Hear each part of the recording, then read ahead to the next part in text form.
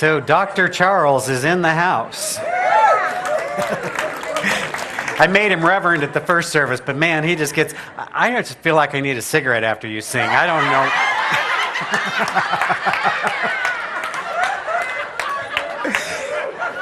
Oh, man.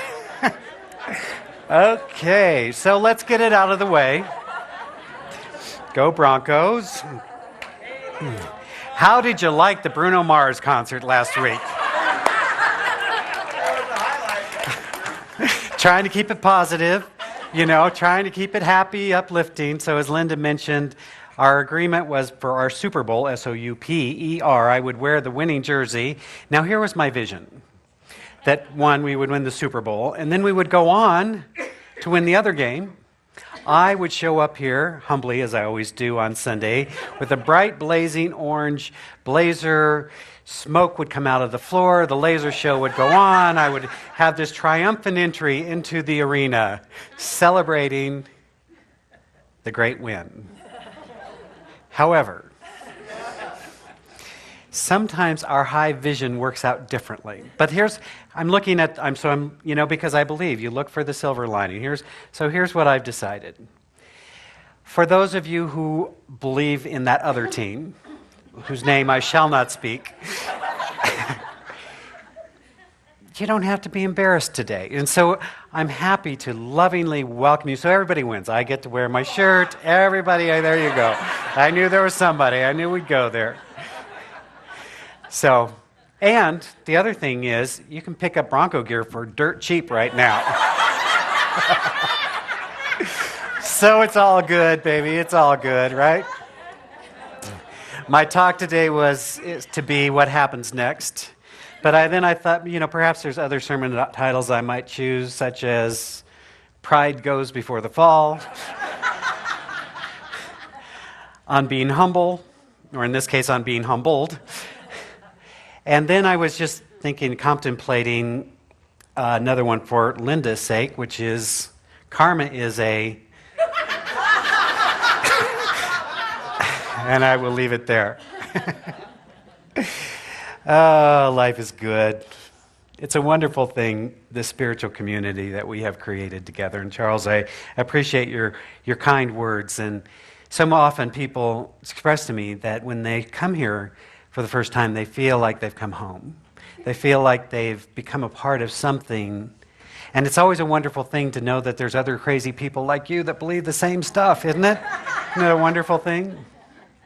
So we have been working with this lovely book by a friend and a colleague and mentor of mine, Edward Villune, called The Power of Meditation. And The Power of Meditation is subtitled The Ancient Technique to Access Your Inner Power.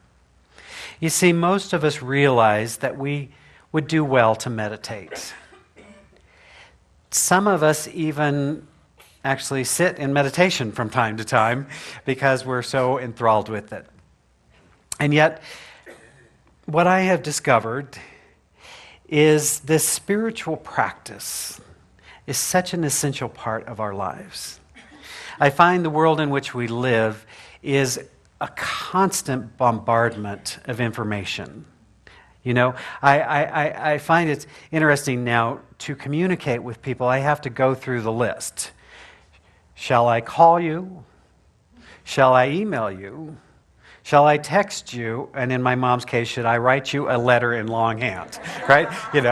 Right? I mean, it's like we have all of this information, and sometimes do you ever feel like this, like, oh, man. And so the ancients through the ages have taught us that we are more than these physical bodies. There is a dimension to who we are that is spiritual in origin. And that if we can tap and access that inner wisdom, that divine presence, our lives are healed and transformed. We begin to have a new perspective and reality about what's really happening around us. Lao Tzu said that without going out his door, one can know the universe. Without looking out her window, a woman can perceive the heavenly Tao. Now, in the Taoist tradition, we all know the yin and the yang. there's this wonderful balancing, this wonderful polarity of energies. And in that harmonious place is referred to as the Tao. And so when we move this way too far or we move this way too far, there's always a place to come back to be in balance and to be centered and grounded in the Spirit. So often in our busyness, in our active minds, we find ourselves distracted by everything that's going on around us. We are trying to keep up with the schedules and the things and the things and the things. And then at some point we just want to take a deep breath and say, what's real? Some of us grew up believing that what is real is what can be touched, felt, seen, heard, and measured. And there is even a school of thought that says if you can't touch, feel, smell, or measure it, it doesn't exist. But those of us who are spiritual in our origin, spiritual in our awareness, realize that so much of life can only be felt, can only be sensed, can only be known through this inner practice of being still.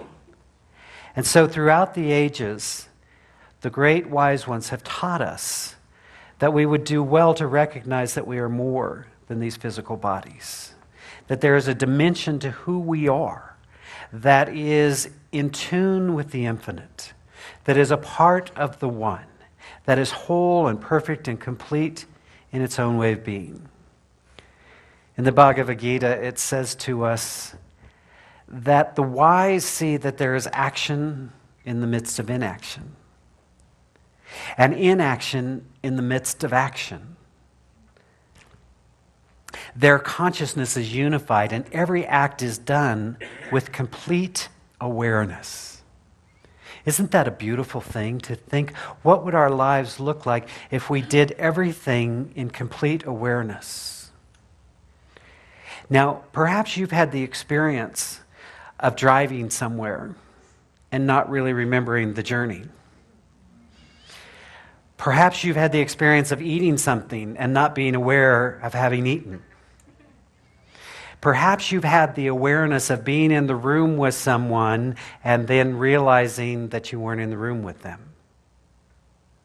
Although your body was physically present, you were floating off in some other sphere.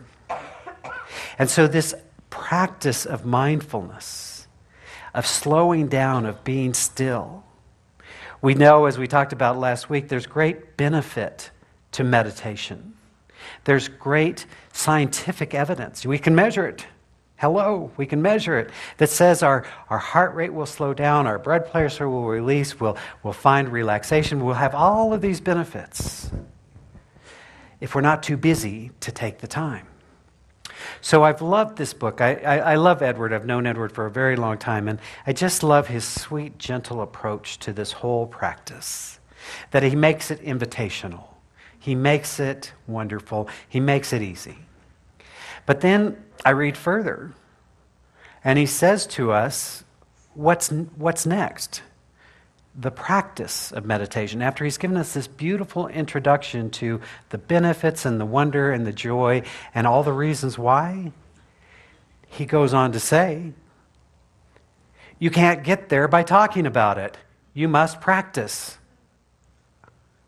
Who knew? You know, a while back I talked about the difference between theoretical metaphysics. It's all one, it's all God, it's all good, it's all beautiful, we are one, hallelujah, let us sing and dance and celebrate. And then we go out into the world and we act differently. But then there's applied metaphysics that says even in the midst of what's happening around us, even in the midst of what appears to be chaos, what appears to be dis-ease, what appears to be the other, we recognize the presence of the divine in all things. And so we find that there is value in actually the practice of this time, Now, part of what I love about Edward's approach to this is that he makes it invitational. He makes it sort of easy. He says, if you will start by setting 10 minutes aside and make the appointment and then show up for the appointment. Even if you do not feel like meditating, at least show up. Read something inspirational. Play Sudoku if you want, but make that appointment. And I love that.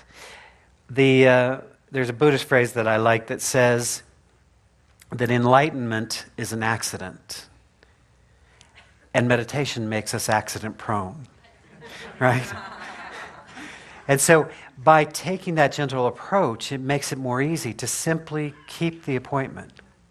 Now, I don't know about you, but I have been guilty of having somewhat of a tortured relationship with exercise. I go through these periods, as I was sharing earlier, I go through these periods where my exercise program is very specific. It has to do with being able to work a remote while I lay on the couch and watch exercise programs on the big screen, visualizing, setting myself up for the vision that I hold for my life. And then one day, lo and behold, I have an epiphany and I say, I must go work out. I will go to the gym. And since I haven't been for 5 years, let us make up for lost time. And I spend 2 hours and I feel good about myself and I'm like, life's good. And then I spend the next 3 to 5 days back on the couch with the remote because I can't move, right? So often we want to go from 0 to 100, right? And so I love this approach. Set 5 minutes aside. Set 10 minutes aside. And when we develop that skill, then we take the next set. Because Edward also says something very beautiful when he says that when we practice the silence, when we practice being still, when we practice listening to that place between the thoughts and the feelings and the sensations, some of that silence stays with us through the day. And just as we develop our physical muscles over a period of time, as we develop our mind, we become more accomplished in staying centered in the midst of what's happening around us. It's a beautiful thing. Spiritual practice does imply practice. It's not spiritual theory. It's spiritual practice. And so we practice the prayer, we practice the meditation, we practice the affirmation, we practice this different way of being in the world. I was reminded in my reading and study about a wonderful man who we all know and love and value, Mahatma Gandhi, who was a person that practiced deeply, who stood in the midst of oppression and found love and approached through nonviolence. And you see, I believe that you don't come to that way of being without serious spiritual practice. So that no matter what's happening out there, you're not dismayed by that. I think of the Dalai Lama and how he's always gracious, always kind, even though he's been in exile all of these years and could have every good reason to be angry and bitter. But he's practiced. And so he finds joy in the midst of whatever's happening. And so in an ashram in the north of India, Gandhi, in his own handwriting, wrote on a wall this fabulous message. My life is my message. My life is my message. And I would suggest to you that this is no less true for you or for me. That our lives are our message. The way we show up in the world is the message that we are delivering. You know, sometimes I have found myself guilty of saying, I believe this, and acting like that. Now, I realize that I am probably the only person in this room that ever does that, and so I just want to thank you for hearing my confession. I feel better. Or you may know people, you may be married to somebody like that, but certainly I'm not implying here that anyone, you would be like that. I'm just saying sometimes I hold this high ideal for myself. I say I'm a kind, loving, caring, compassionate person, as long as I'm not on the highway. You know, being a minister causes you, helps you, supports you in being gracious.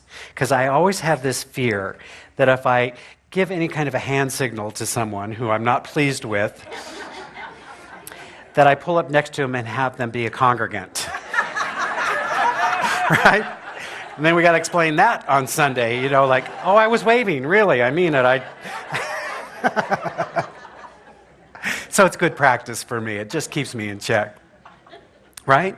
We say, this is the life I dream of. I believe in abundance, and yet we practice something other than abundance. We say, I believe in service, but I don't have any time to give. I believe in this, but I do that. So we're all guilty of this to one level, to one degree or another. Even Gandhi said to us from time to time. I love the story of when the woman came to him and said, will you please ask my son to stop eating sugar? He says, bring him back next week.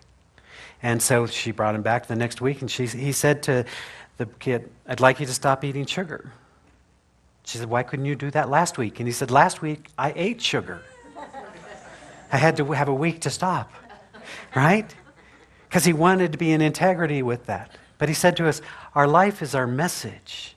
And so I was reflecting on this. I was reading a lovely book called Choosing Happiness by Stephanie Darwick. And she says this, through your attitudes, beliefs, thoughts, words, and actions, through everything that drives your choices and decisions, you write and reinforce your message on a daily basis. She says there's 3 crucial directions that we deliver our message. The first, you're guiding yourself as to what is possible. You see, by our message, we are saying to the world, but more importantly to ourselves, here's what I believe to be possible for me. That's our first message. The second message we deliver through our life is we are guiding others about what's important to us. We guide others through our message, or the way we live, on how they should see us, on how they should treat us, and, more importantly, what they can expect from us. And then we are affecting and influencing the environment around us. You see, I say this all the time, but it's wonderful to say I believe in world peace. But until I am at peace, we're not there, are we? And even if all of the rest of you are at peace, if I'm not at peace, I won't experience peace. So as Linda says every Sunday so beautifully, we believe that we start with ourselves. We make a world a better world by being a better person, by seeking to live up to that ideal that we hold. So yesterday we had such a beautiful service, memorial service for our friend Dave Harris. Now many of you would not know Dave Harris because Dave didn't come to church all that often. He came at Christmas, he came at Easter, always there for the potluck. And so I'd always give him a hard time about that, you know, like, oh, well, there's food. Hi, Dave, how are you? Wonderful man. Now, we all know Carol Harris, who's such a part of this organization. I used to joke when I first started working with this. I said, this man you refer to, where does he live? You know, see, he doesn't do church. He found God on the golf course. I know people like that. I honor that. I celebrate that. But here's what I noticed about, I really love Dave, and I used to joke with him. And, you know, he'd show up, but I was so touched by this service. So those of you who were there yesterday know the story after story after story of this gentle, kind, compassionate man who showed up to give his gift, always without asking, never wanting praise, never wanting acknowledgement. Just if somebody, he was a great carpenter, if somebody one of them said, you know, I got to get this new door or something, and he showed up 20 minutes later with all the things and fixed the thing, put it in, installed it. We had it up in here. We had a need for shelves, and one day I came in, and all of a sudden we have all these shelves that are built and put together. It was an amazing thing. And so what I heard over and over was this powerful man. You see, sometimes people think that because they're church-going. They must be good. But if we don't take what we feel and sense and know and live in church into the world, then we're not really living. We're not applying the metaphysics, we're just studying it. And so I was touched by this man, by his sweet, gentle spirit. You know, I love the story of Carol, and he had his time in how shall we say, riotous living? Shall we call it that? Yes, you know. He went to a far country, as the prodigal son does, and had a realization that he wasn't going to get what he wanted if he did that. And what he wanted was Carol, so he cleaned up his act. And so they finally got it worked out, and they loved each other, and they had this beautiful love story for 28 years.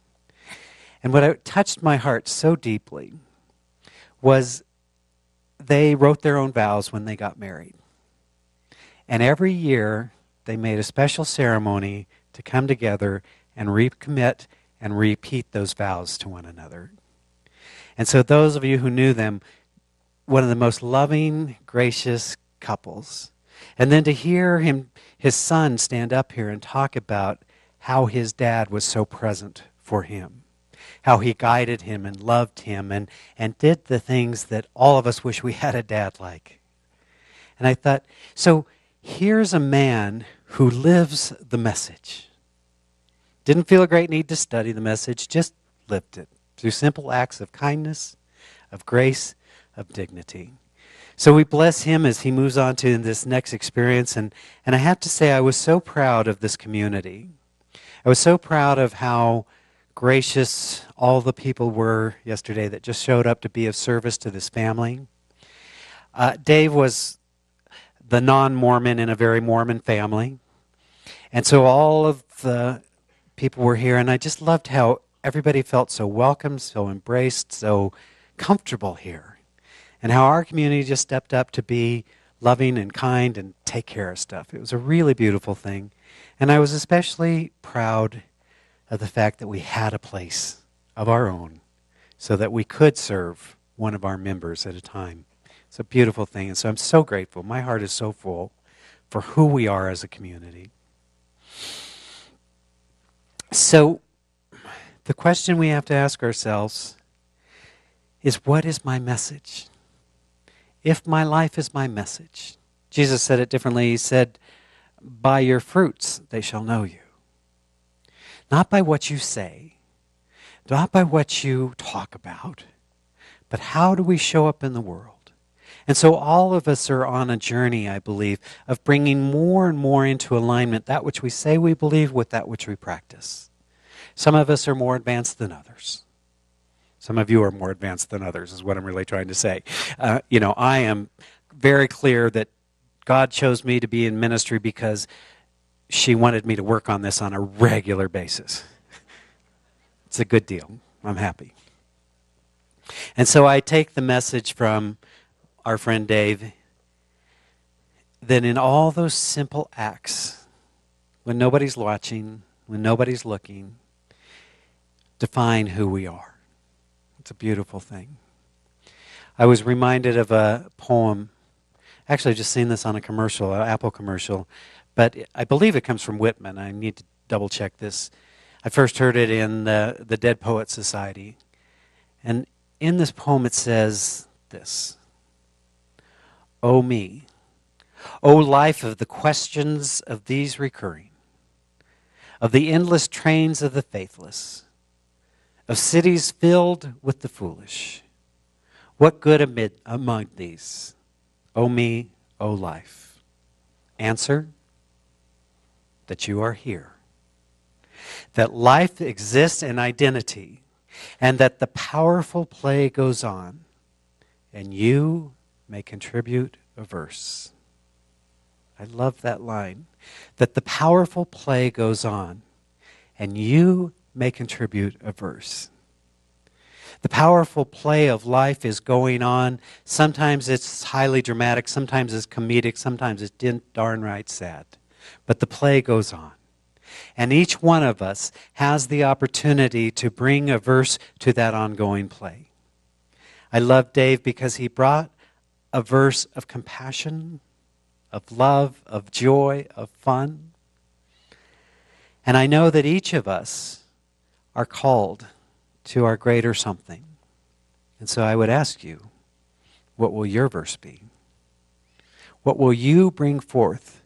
What will your message be? How will you show up in life so that those around you feel uplifted, encouraged, supported? It's a beautiful thing. And I just say again, we exist as an organization to love you, to support you, and nurture you in living your highest vision. I'm grateful that we're here together. Let us pray. As we simply take a deep breath,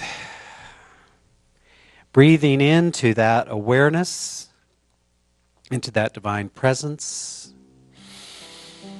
simply noticing with the breath that our bodies automatically relax, that the mind becomes more still.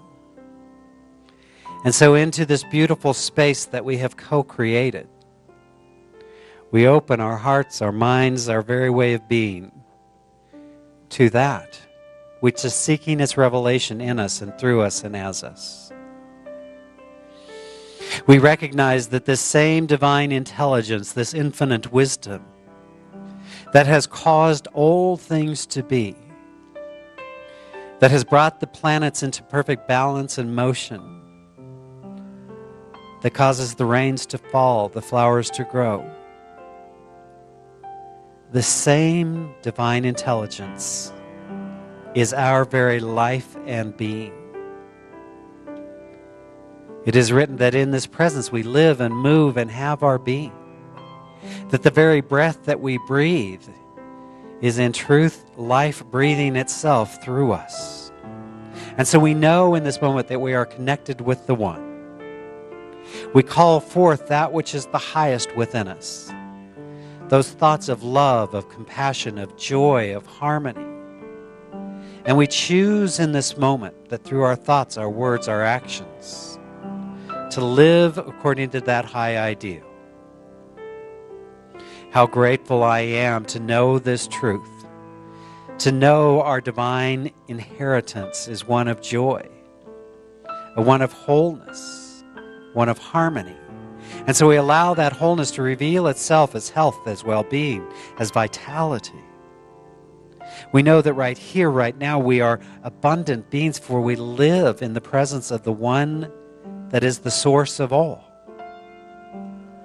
And so graciously we give and joyously we receive of our greater good. We bear witness to the fact that love is the healing, transformative presence in this world. And so we do choose love in our thoughts, our words, and our actions. We fully forgive ourselves and those who we perceived as harmed us. We allow the divine to reveal itself through us for our highest good. And so taking another deep breath, we simply breathe into the awareness that the entire universe is supporting us right now for our highest and fullest self-expression. How grateful I am to know this truth. And so even as I speak this truth, I am recognizing the many blessings in our lives. How blessed we are to be together in spiritual community, to share this spiritual home. And so we extend a blessing from this place, from our hearts, to our brothers and sisters around the planet. We're holding that high vision of a world that works for everyone, for a planet at peace. We're holding that high vision as we extend love to all those who would deliver the message of truth.